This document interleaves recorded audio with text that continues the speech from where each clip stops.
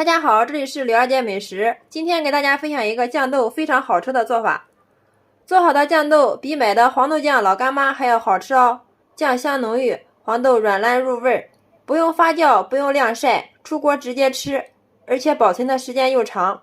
其实方法非常的简单，下面我们跟着视频看一下是怎么做的吧。首先我们准备500克的黄豆，提前1个晚上给它泡发好。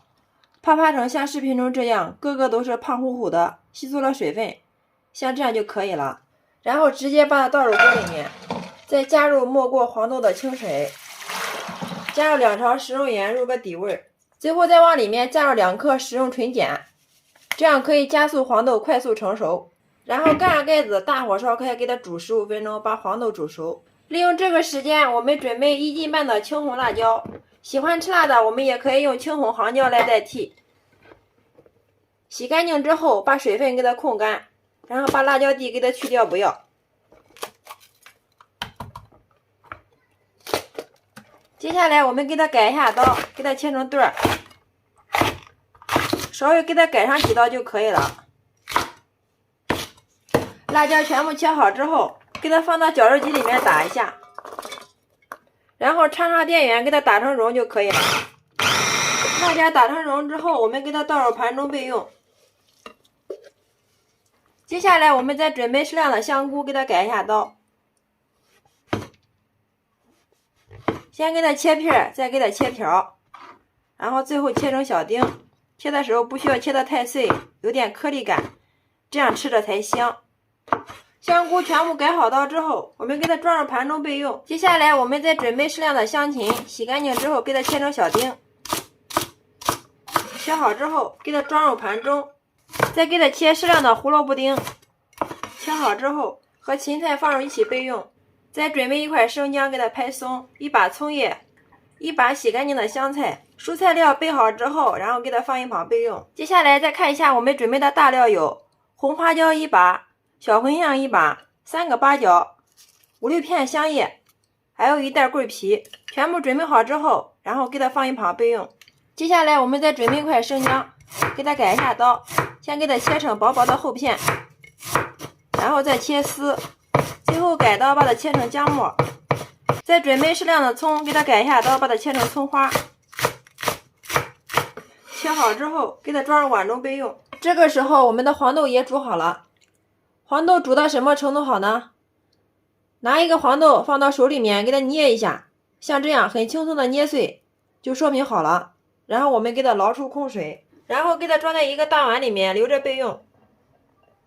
然后另起锅，向锅里面加入适量的食用油，稍微多一些，把我们准备好的大料给它倒进来，还有蔬菜料全部都给它倒进来，炸一下，炸出香味儿。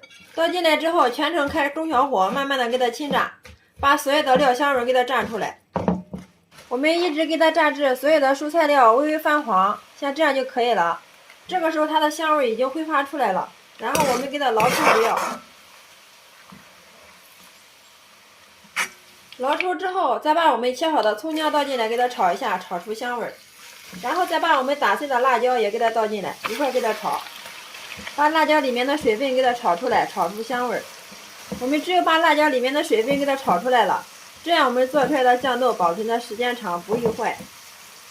全程我们给它保持中小火，像这样慢慢的给它煸炒。炒的过程中要用铲子不停的给它翻拌，这样防止它粘锅糊底。大约炒了5分钟之后，辣椒的香味已经炒出来了，水分全部都蒸发掉了。这个时候把我们的香菇给它倒进来，继续给它翻炒，炒出香菇的香味。又炒了2分钟之后，这会儿香菇的香味也已经出来了，然后把我们的黄豆给它倒进来，继续给它翻炒。翻炒均匀之后，我们往里面加入3块冰糖，增加它的口味，然后往里面加入500克的甜面酱，再往里面加入半瓶的老干妈。好了，其他料都不需要加了，因为甜面酱里面甜味咸味都已经够了。我们只需要用铲子不停的给它翻炒均匀，防止粘锅糊底，一直把里面的水分全部给它炒出来。炒出酱香味儿。这个过程我们一定要有耐心哦。炒了一会儿之后，然后我们再往里面加入适量的高度白酒。加入白酒不仅可以使我们做出来的黄豆酱吃起来非常的香，而且保存的时间又长。又炒了5分钟之后，大家看一下，这个时候的酱已经变得非常的浓稠了，水分也蒸发的差不多了。这个时候我们还要继续给它翻炒，已经闻到浓浓的酱香味了。很多朋友都不知道我们的酱豆炒到什么程度好呢？我们一直给它炒到油是油，酱是酱，油水分层，像这样就说明好了。大家看一下，这个时候的酱豆颜色酱红，酱香浓郁，真的是满屋飘香啊，太漂亮了。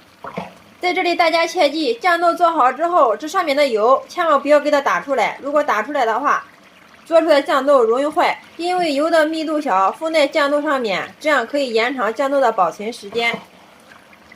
像这样就说明好了。下面我们给它调一下味儿，根据个人口味往里面加入适量的鸡精，然后用铲子迅速的给它翻炒均匀。翻炒均匀之后，然后再往里面加入适量的小磨香油。加入小磨香油可以使我们做出来的酱豆吃起来口感更加的浓郁。好了，翻炒均匀之后，像这样我们的酱豆就做好了，然后给它关火，然后我们给它装在一个无水无油的大碗里面。哇，真的是太漂亮了！像这样咱们的自制黄豆酱就制作完成了，端上桌就可以给家人美美的享用了。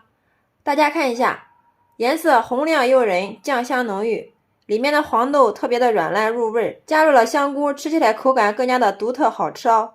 做法也是非常的简单，不用晾晒，不用发酵，出锅直接吃，用来夹馒头、配米饭、拌面条都是非常的好吃哦。而且它保存的时间又长，放上1年都不坏哦。这个可是我奶奶用了一辈子做黄豆酱的方法了，今天我把它好好保留的分享给大家。